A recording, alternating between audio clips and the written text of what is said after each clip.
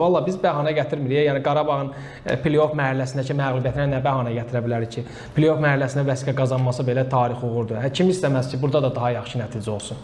Heç kim də onu iddia eləyə bilməz ki, imişli ilə oyun keçirilməsiydi. Hətta bir ayda Qarabağın futbolçularına istirahət versiydi, Newcastle-dan oyunda çıxıb qələbə qazanacaqdı deyə bir şey də yoxdur. Sadəcə ehtimallar üzərindən ki, bəlkə futbolçular daha diri ola bilərdi. Yəni ən azı təcrübə də göstərir ki, biz Chelsea-dən daha yaxşı oynamışıq Bakıda. Demək ki, mümkün idi. Eintracht da sıradan rəqib deyildi, daha yaxşı oynamışdıq. Ötən mövsüm olsun Bayer Leverkusen. Yəni bərpa olunmaq oyundan öncə də zalmən bildirdi. İstənilən oyun komandanın gücünü aparır.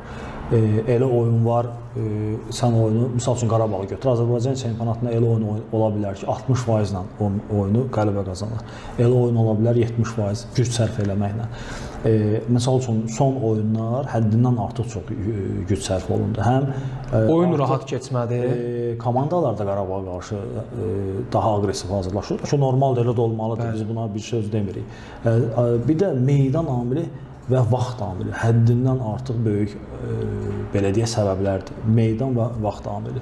Çünki onları düzgün yerinə yetirməsin, olsun, palçıqda oynamaq adi elə məhəllədə götürür. Uşaqlar futbol oynayanda palçıqda oynamaq asfaltda oynamaqdan daha çətindir. Təbii ki.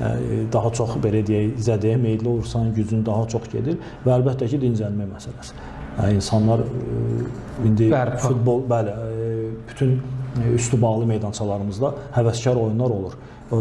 Futbol oynayan bütün cavanlarımız, gənclərimiz bilirlər ki, futboldan sonra bütün əzələlər yorğun olur, bədən yorğun olur, enerji tükənir. Bunların bərpası üçün vaxt lazımdır. Bu səbəbdən biz imişliyini misal gətiririk, imişliyən oyunu misal gətiririk. Ən azından xeyri olacaqdı, ziyanı olmayacaqdı. Ən azından xeyri olacaqdı. Söhbət, yenə deyirəm, məsələ hesabda deyil.